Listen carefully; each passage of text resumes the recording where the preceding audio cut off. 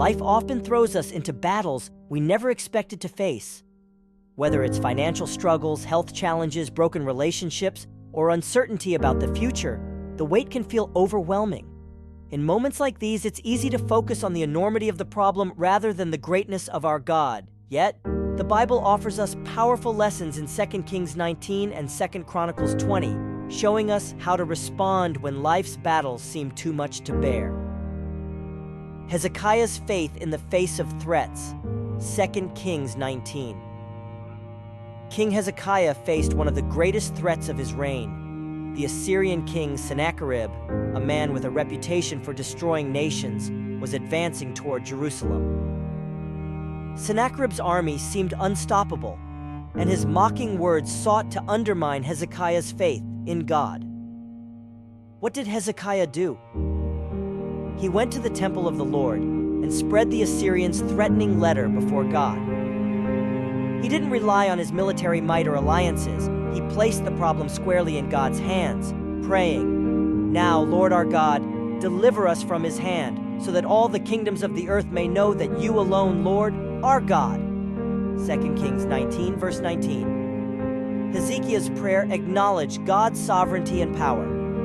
Instead of letting fear paralyze him, he chose to trust in the one who holds all things in his hands. And God responded mightily, sending an angel who struck down 185,000 Assyrian soldiers in a single night, delivering his people without them lifting a sword. Jehoshaphat's battle plan. Praise, 2 Chronicles 20. King Jehoshaphat of Judah faced a similar overwhelming threat.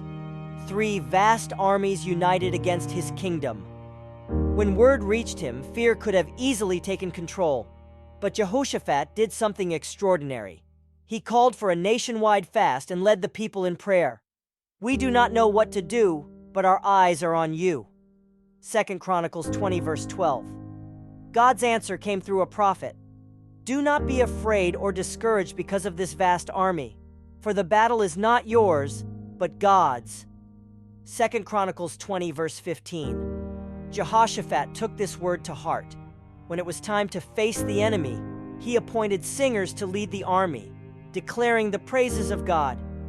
"Give thanks to the Lord, for his love endures forever." 2 Chronicles 20, verse 21. As they sang and praised, the Lord caused their enemies to turn on each other, and Judah's army didn't even have to fight. The battle was won through faith and worship. Here are the lessons for us today. Bring your battles to God. Hezekiah and Jehoshaphat both faced impossible situations, but their first response was to seek God. Whatever you're facing today, take it to God in prayer. Lay your burdens before him, trusting that he will deliver you. Remember who fights for you. God reminded both kings that the battle wasn't theirs to fight. When we trust in him, we can rest in the assurance that he goes before us. As Romans 8, verse 31 reminds us, if God is for us, who can be against us? Worship through the battle. Praise shifts our focus from the problem to the problem solver. Like Jehoshaphat's army, we can declare God's goodness even before we see the victory. Worship is a weapon that reminds us of God's power and faithfulness.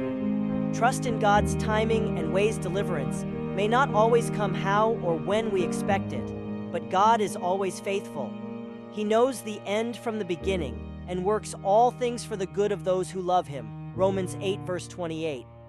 As you face your own battles, take a moment to reflect on these stories of deliverance. Write down your burdens and present them to God in prayer, just as Hezekiah did. Spend time worshiping God, declaring his goodness and faithfulness over your life. And remember, the battle is not yours, but the Lord's. In the end, these battles serve a greater purpose, to display God's power and glory. Like Hezekiah and Jehoshaphat, may we stand firm in faith, trusting that our God is mighty to save. Let the victories in our lives testify to his greatness, so that all the earth will know that he alone is Lord.